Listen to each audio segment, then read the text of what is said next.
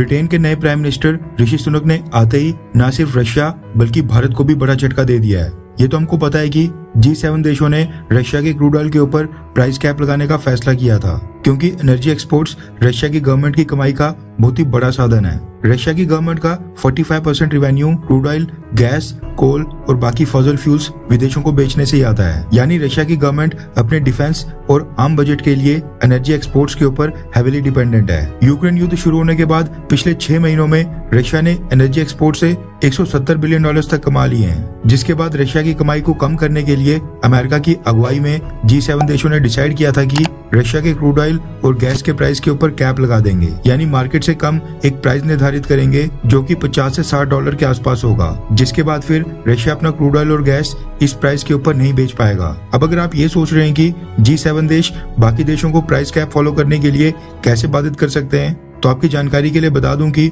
Russia आज की date में जिन शिपिंग कंपनीज के शिप्स और वेसल्स में अपना ऑयल बाकी देशों को सप्लाई कर रहा है, जो कंपनीज रशियन ऑयल का इंश्योरेंस कर रही हैं, जो भी ब्रोकरेज फर्म्स ऑयल ट्रेड में इन्वॉल्व हैं, उनमें 90% कंपनीज G7 देशों की है। G7 देशों ने कहा था कि उनकी सरकारें इस चीज को सुनिश्चित करेंगी कि उनके शिप्स में जो रशियन ऑयल ट्रांसपोर्ट हो रहा है, उनकी कंपनीज जिस रशियन ऑयल को इंश्योरेंस प्रोवाइड कर रही हैं, वो G7 के प्राइस कैप के अंदर हो। अगर सामने वाला देश G7 के प्राइस कैप के ऊपर डील नहीं करेगा, तो फिर इन देशों की कंपनीज उस रशियन ऑयल को ट्रांसपोर्ट नहीं करेंगी, और अगर इनके देशों की कंपनी ने बिना प्राइस कैप के रशियन ऑयल को ट्रांसपोर्ट किया, तो फिर ये देश अपनी कंपनीज के ऊपर कार्रवाई करेंगे और उनके ऊपर बैन लगाएंगे। अमेरिका ने कहा है कि वो रशिया को यूक्रेन युद्ध के कारण बढ़े हुए क्रूड ऑयल प्राइसेस का प्रीमियम बिल्कुल नहीं खाने देगा। अब हुआ क्या कि G7 देशों ने भारत से भी समर्थन मांगा था और कहा था कि भारत G7 देशों द्वारा निर्धारित प्राइस कैप को फॉलो करे, लेकिन भारत अपना कोई स्टैंड निर्धारित करता उससे पहले ही ब्रिटेन ने एक बहुत ही बड़ा झटका दे दिया है। रेफरेंस के लिए आपकी स्क्रीन के ऊपर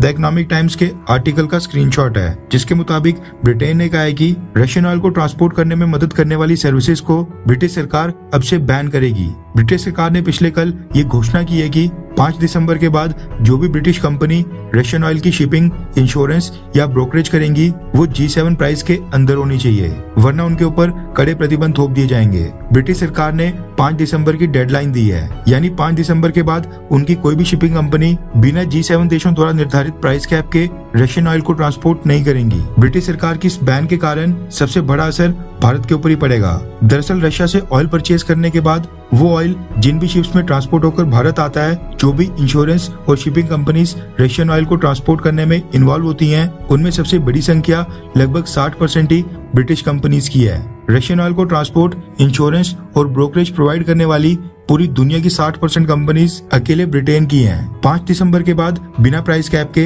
ये सारे शिप्स, इंश्योरेंस कंपनीज और ब्रोकर्स भारत का ऑयल ट्रांसपोर्ट नहीं करेंगे। भारत को अगले महीने यानी दिसंबर में डिलीवर होने वाले क्रूड ऑयल के लिए इसी महीने नवंबर में ऑर्डर प्लेस करने हैं। ऐसे में भारत सरकार के लिए ये अचानक से बहुत ही बड़ी मुसीबत आ खड़ी हुई है। पिछले कल ही रिपोर्ट आई थी कि भारत ने अक्टूबर महीने में अपना 22% क्रूड ऑयल रशिया से परचेज किया था, यानी रशिया हमारा अक्टूबर महीने में सबसे बड़ा क्रूड ऑयल सप्लायर था। अगर 5 दिसंबर से पहले साइन कॉन्ट्रैक्ट को G7 देशों ने पूरा करने की मंजूरी दे दी, तो भी हमें अगले महीने 5 दिसंबर के बाद की सप्लाई सुनिश्चित करने के लिए कोई ना कोई बड़ा फैसला करना ही पड़ेगा, और हमें ये डिसाइड करना होगा कि हम G7 देशों की प्राइस कैप को मानेंगे या फिर नहीं। अगर भारत को रशिया से क्रूड ऑयल परचेज करते रहना है, तो फिर एक सबसे आसान रास्ता ये है कि हमें G7 देशों की प्राइस कैप को फॉलो करना होगा, लेकिन इससे रशिया हमसे नाराज हो सकता है। अगर आज हमारे पास क्रूड ऑयल को ट्रांसपोर्ट करने वाले अपने खुद के शिपिंग वेसल्स होते, तो हमें कोई भी दिक्कत नहीं होती, क्योंकि इंश्योरेंस और ब्रोकरेज का इंतजाम तो भारतीय सरकार खुद भी कर लेती। लेकिन खैर, इसके ऊपर किसी ने ध्यान नहीं दिया। हम इस स्टोरी को आगे भी फॉलो करेंगे। आपको क्या लगता है कि क्या भारतीय सरकार को रशियन ऑयल के ऊपर जो G7 देशों ने प्राइस कैप लगाई है उसको फॉलो करना चाहिए, हाँ या फिर ना? नीचे कमेंट करके अपनी राय जरूर बताएं।